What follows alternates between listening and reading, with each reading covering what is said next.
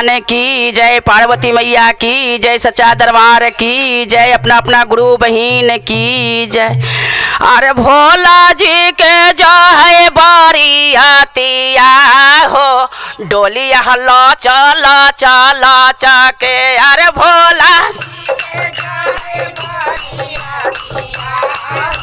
डोलिया हलो चला चला चके। अरे भोला जी के जाए बारे आते हो, डोलिया हलो चला चला चके।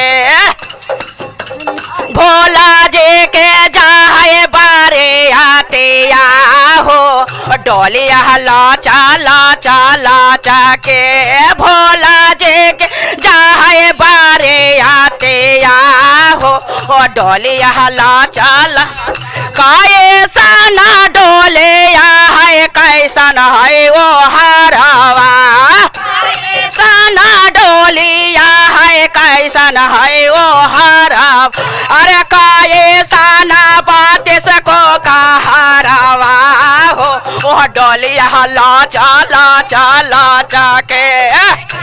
सना बाते सो का हरावा हो, डोलिया हलो चला चला के। अरे भोला जी के जाए बारे आते हो, डोलिया हलो चला चला चके।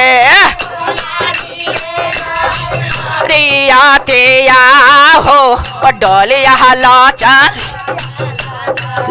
अरे काठावा के डोलिया है, लाला का वो हरावा।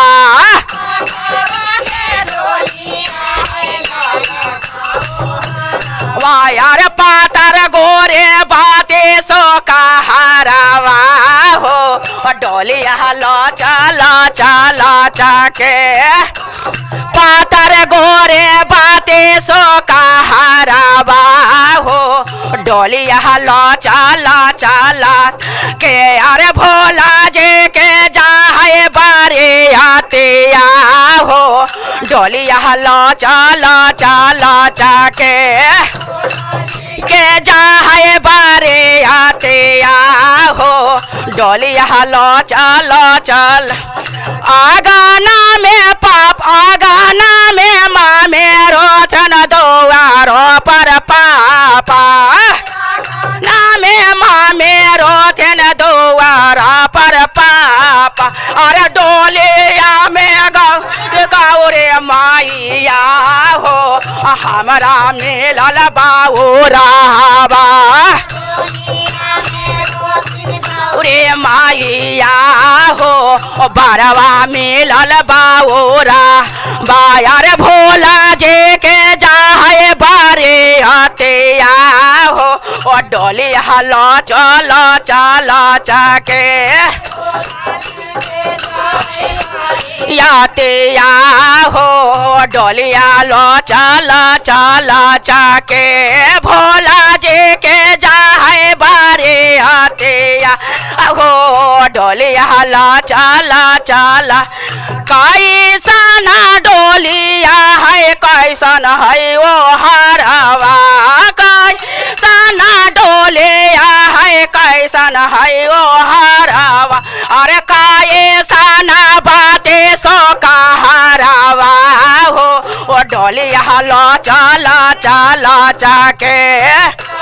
सना बाते सो का हरावा हो, डोलिया हलो काठा के डोलिया है, लाला का वो हरावा।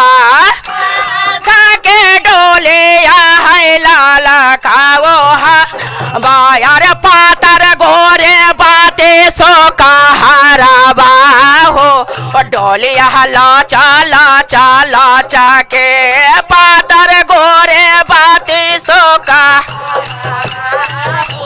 डोलिया हलो चला चला के। अरे भोला जी के जाए बारे आते हो, डोलिया हलो आगाना में माँ मेरो थन दोवारा पर पापा।